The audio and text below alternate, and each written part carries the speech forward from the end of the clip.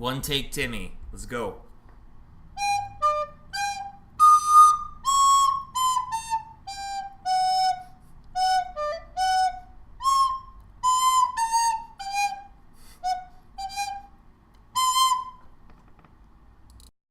If you've played in any competitive Pokemon meta since, about 2007, chances are you know what this is.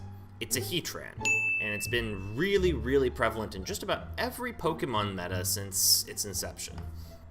It shouldn't surprise you too much to know, then, that Heatran has made a very, very comfortable transition into the Draft League format.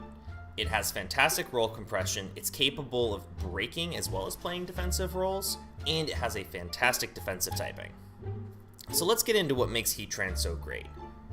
Fire/Steel means it can be a Steel type and reap all the defensive benefits of being a Steel type, and a Fire typing means it can also threaten other Steel types, Celesteela, Ferrothorn, etc. It's got very, very good mixed bulk, and the flexibility and that bulk together mean that you can build this thing a whole lot of different ways to threaten a whole lot of different teams. Heatran's unique set of resistances and coverable weaknesses mean that it's a great team player when you have other Pokemon that appreciate its set of defensive resistances. The fact that it can be built offensively or defensively mean that it's difficult to consistently check, and, if I may say, it's probably the best fairy resist in existence. I know, some people might say it's Celesteela or Skarmory, but they're wrong. Let me rephrase that. Now, I know I have been a little bit critical of Celesteela in the past. I don't think it's the most user-friendly steel, it doesn't have any reliable recovery outside of Leech Seed, but I just think a little bit differently. Credelia made an excellent video, and while I don't necessarily feel that Celesteela is the best steel in the format, I still respect her opinion and think that it's very valid. And I'm just really happy to be a member of a community where we can all validate each other's opinions and not get mad in general or in draft discussion and yell at each other or, talk about how the other person doesn't know anything about Pokemon. Yeah, I think it's just great to be a member of a community where people respect each other and value each other's opinions. But yeah, what I'm trying to say here is that ultimately it comes down to opinion. And no one's opinion is better than anyone else's. And I don't want to project and say like, oh, definitely Steel is better than Heatran or Heatran's better than Steela. It's just a matter of opinion. And there's no right or wrong in that matter. Anyway, now that we've got that squared away, we can move into talking about the many moves that Heatran has access to. It's fairly typical for Heatran to run Fire Stab, as it has great options and it allows it to abuse Flash Fire. Chief among those options, in my opinion, are Lava Plume and Magma Storm. Lava Plume basically functions as a fire-type Scald with a 30% burn chance, which is fantastic for making things that would typically switch in not really want to switch in. And Magma Storm is there to trap things. Or, well, to trap things 75% of the time. Aside from the typical Fire Stab options of Flamethrower, Fire Blast, Overheat, etc., Heatran also has a wide variety of support options.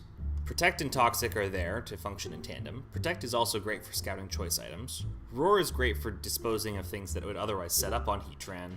Substitute is great for both sub-toxic sets and attacking sets. Stealth Rock needs no introduction. Taunt benefits from the fact that Heatran is faster than a lot of other fat things. And then Flash Cannon and Earth Power are there for coverage. Flash Cannon gets a little bit of an extra shout out because it's the secondary stab that helps body fairies. Other options for moves include Explosion, Flame Charge, Nature Power, Solar Beam, Torment, and Ancient Power, if you can get the boost on the first time. So why draft Heatran exactly? Aside from the obvious, it being a giant lava crab and looking incredibly terrifying and being giant when you send it out on Wi-Fi, Heatran's got a unique set of resistances, and we've harped on that a lot. It functions similarly to Empoleon in that it's a steel type that has resistances, gets by on its leftovers recovery or with a berry, and is able to switch in a whole lot and act as kind of the glue of a team.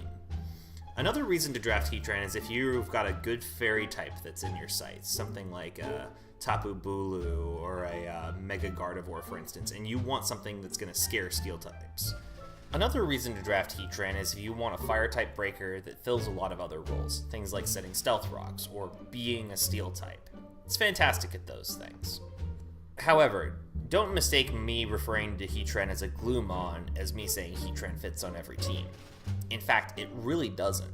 Heatran, in order to truly shine in my opinion, needs effective team support, speed tiers, other breakers, etc. But we'll get to that in a second. For now, let's discuss some of the viable sets that Heatran has to offer. So here, I've made a fairly basic offensive substitute Heatran set. Fire Stab in tandem with Earth Power and Flash Cannon is fairly standard on most offensive Heatran. And Heatran does enjoy the fact that it can get substitutes on a lot of more defensively oriented mons due to the fact that it has a lot of natural bulk. A subset of offensive Heatran variants is a Choice Scarf Heatran, which gets an extra shout out due to the fact that it has a fairly odd speed tier. You'll see Scarf Tran a lot on teams that are trying to compensate for the fact that their speed tiers are kind of iffy. It's actually a fantastic set and was a premier set back in Gen 4. If you're feeling fairly confident, you can also replace Hidden Power Grass with Toxic if you want to try and catch bulky waters coming in. The next set is another one of Heatran's flagship sets, the Support Tran. Typically they run Lava Plume as their primary stab for the burn chance, and then 3 other support moves. I have here Stealth Rock, Toxic, and Protect, but you could just as well run Taunt or Roar or other options in those areas depending on what your team needs. This set is hugely flexible and can be brought 100 different ways for 100 different matchups. It's one of my favorite Heatran sets, and it's worth trying out on just about any team. This is what makes this thing such a great glue mon. Worth noting is the fact that this set is typically run more Spadef heavy. While that isn't necessary and depends on matchup, the reason for this is typically so that Heatran can switch in a little bit better on Dragon and Psychic types, which it checks very, very well with this particular set. Heatran can also take advantage of its unique access to Magma Storm, a trapping move that hits relatively hard and lands about 75% of the time. It just doesn't feel like it. To make things worse for your opponent, you can always throw Fire Ram-Z on this set, and then fire off a giant Fire-type Z move into a trapped Pokemon. Generally, this will score a kill if they don't resist. You throw Earth Power in here, and then 2 support moves of your choice. Toxic is great for Toxic stalling something that's trapped in with you, and you can really make this set sing. It's not my favorite Heatran set, but it is really fantastic if played well and can remove key threats from the other side. And finally, the ultimate Gen 4 callback in Torment Tran.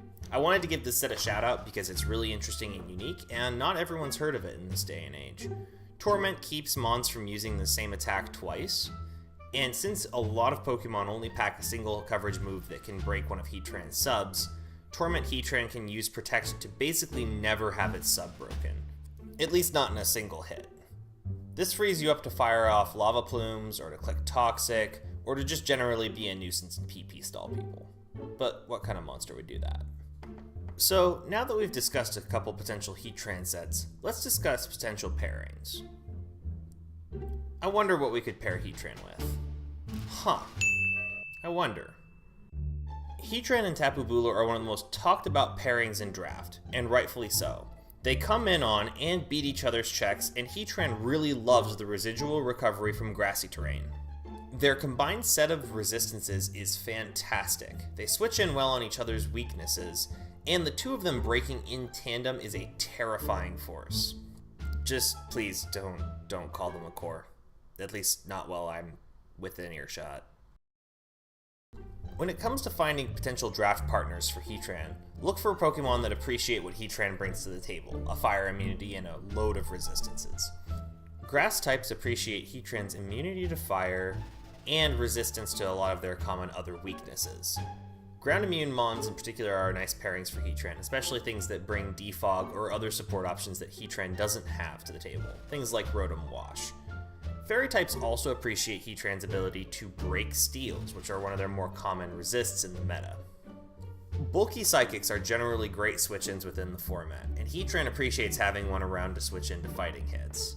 Volturn is also nice here, to be able to bring in Heatran without having to take a hit or without having to make as much prediction with a little bit of scouting, and Wish support is great if you can pack it, but sometimes a little bit difficult to execute. Often your opponent will try and aggressively call Heatran coming in and click Hidden Power Ground.